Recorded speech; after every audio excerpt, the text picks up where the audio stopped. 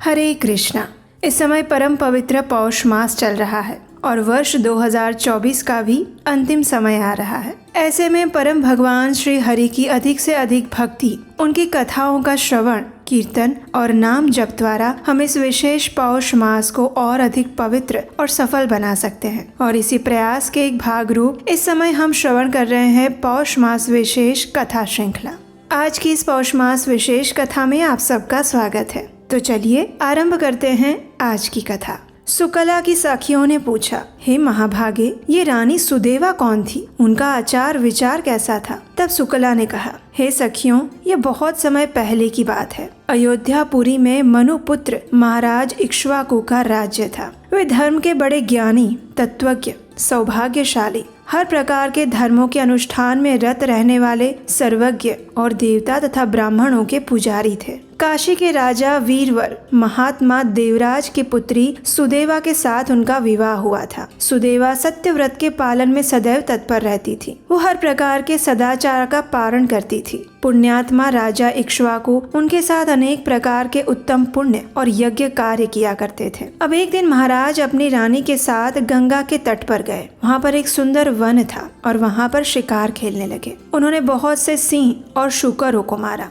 जब वे इस प्रकार शिकार कर रहे थे, उस समय उनके सामने एक बहुत बड़ा सूअर आया। उसके साथ झुंड के झुंड और भी सूअर थे। वे सब अपने पुत्र और पौत्रों से घिरे हुए थे। उसकी प्रियतमा पत्नी शुकरी भी थी। और उस समय सूअर ने राजा को देखकर अपने पुत्रों और पौत्रों तथा पत्नी से कहा, हे प्रिय, कौशल देश के वीर सम्राट महातेजस्वी राजा इक्ष्वाकु यहाँ शिकार खेलने आए हैं। उनके साथ बहुत सारे श्वान और व्याध भी हैं। इसमें संदेह नहीं है कि ये मुझ पर भी प्रहार करेंगे। वे बड़े पुण्यात्मा हैं। वे राजाओं के भी राजा और समस्त विश्व के अधिपति हैं। मैं इस महात्मा राजा के साथ पुरुषार्थ और पराक्रम दिखाता हुआ युद्ध करूंगा। यदि मैंने अपने तेज से इन्हें जीत लिया तो पृथ्वी पर अनुपम कीर्ति भोगूंगा, और यदि वीरवर महाराज के हाथ से मैं युद्ध में पराजित हो गया तो भगवान श्री विष्णु के लोक में जाऊंगा। न जाने पूर्व जन्म में मैंने कौन से पाप किए होंगे जिससे मुझे ये सूअर की योनि मिली है। आज मैं महाराज के अत्यंत भयंकर तेज धार वाले सैकड़ों बाणों की जलधारा से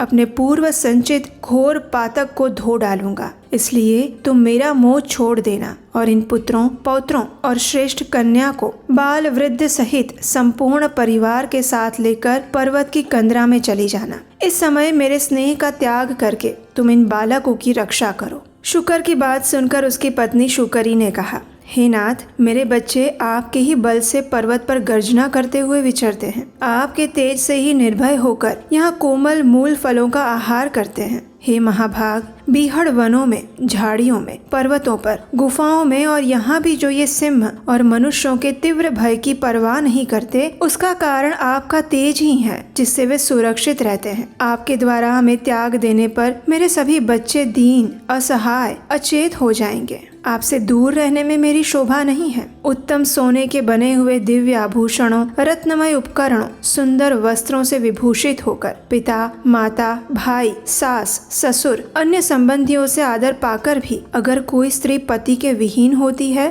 तो वो शोभा नहीं पाती है। जिस प्रकार आचार के बिना मनुष्य, ज्ञान के बिना सन्यासी, गुप्त मंत्रणा के बिना राज्य की शोभा नहीं होती, उसी प्रकार आपके बिना हम सबकी कोई शोभा नहीं हो सकती। हे प्राणेश्वर, आपके बिना मैं अपने प्राण नहीं रख सकती। आपके साथ यदि मुझे नर्क में भी निवास करना पड़े तो उसे मैं सहर्ष स्वीकार करूंगी। हम दोनों ही अपने पुत्र और पौत्रों के साथ किसी पर्वत की दुर्गम कंदरा में घुस जाए, वही अच्छा है। आप जीवन की आशा छोड़कर मरने के लिए जा रहे हैं, भला इसमें क्या लाभ दिखाई दे रहा है? अपनी पत्नी की ये वचन सुनकर उस शुकर ने कहा, हे प्रिय, तुम वीरों के उत्तम धर्म को नहीं जानती। सुनो, मैं इस समय तुम्हें वो बताता हूँ। अगर योद्धा शत्रु के प्रार्थना करने पर या ललकारने पर भी काम, लोभ, भय अथवा मोह के कारण उस युद्ध का अवसर नहीं प्राप्त करता तो वो 1000 युगों तक कुंभीपाक नामक नर्क में निवास करता है। वीर पुरुष युद्ध में शत्रु का सामना करके यदि उसे जीत लेता है तो यश और कीर्ति का उपभोग करता है,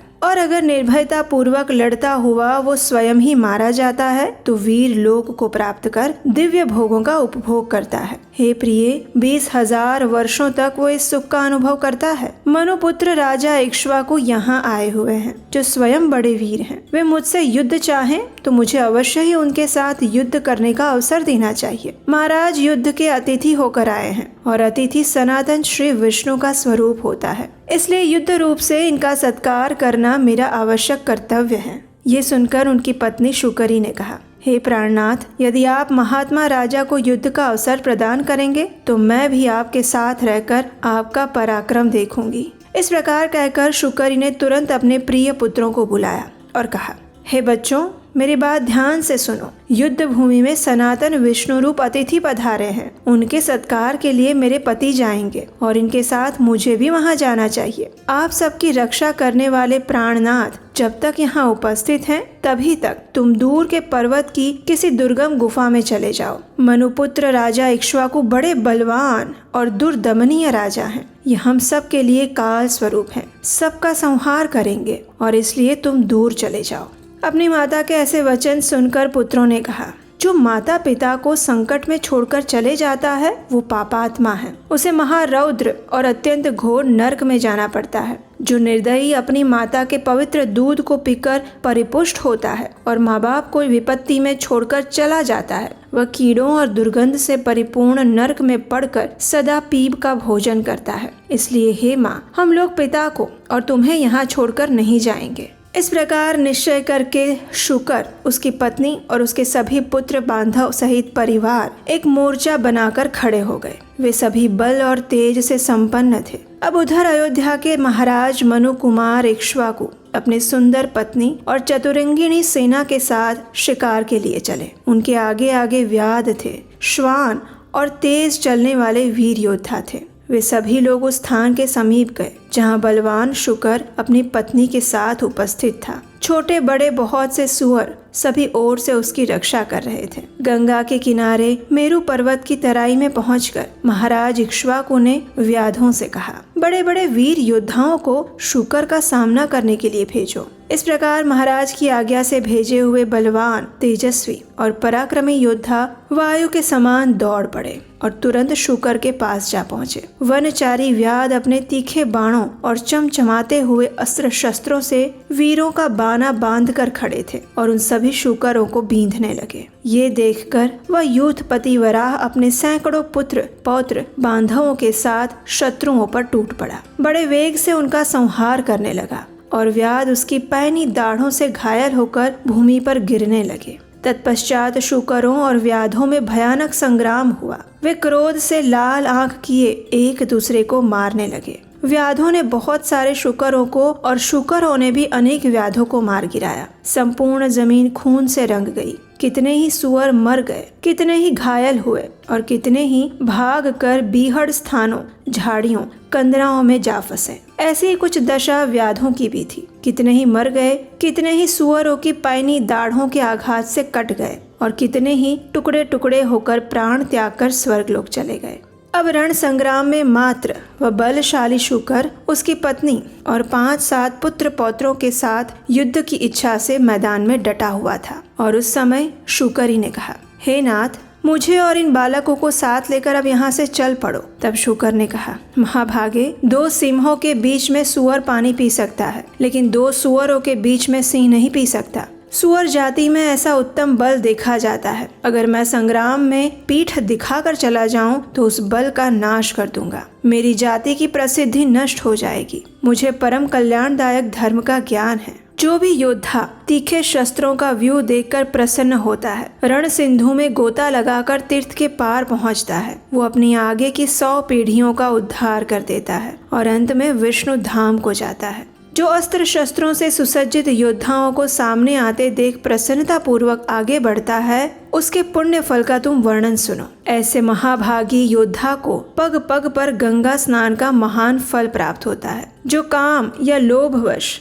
युद्ध से भागकर घर को चला जाता है। वो अपनी माता के दोष को प्रकाशित करता है। मैं इस वीर धर्म को जानता हूँ, इसलिए युद्ध छोड़कर भाग कैसे सकता हूँ। तुम बच्चों को लेकर यहाँ से चली जाओ और सुखपूर्वक जीवन व्यतीत करो। पति की बात सुनकर उस शुकरी ने कहा, हे प्रिय, मैं आपके स्नेह बंधन में बंधी हुई हूँ। आपने प्रेम, आदर, हास, परिहास और रति क्रीड़ा आदि के द्वारा मेरे मन को बांध लिया है। अतः मैं पुत्रों के साथ आपके सामने ही प्राण त्याग करूंगी। इस प्रकार बातचीत करके एक दूसरे का हित चाहने वाले दोनों पति पत्नी ने युद्ध करने का ही निश्चय किया। और उसके बाद एक और भयंकर युद्ध आरंभ हुआ। और उस युद्ध में क्या हुआ ये हम जानेंगे हमारे इसी पौष मास कथा श्रृंखला की अगली कड़ी में। उसे सुनने के लिए आपके अपने चैनल को याद से सब्सक्राइब कर लीजिए, नोटिफिकेशन बटन ऑन रख लीजिए ताकि कल आने वाली इसी कथा को आप सुन पाए।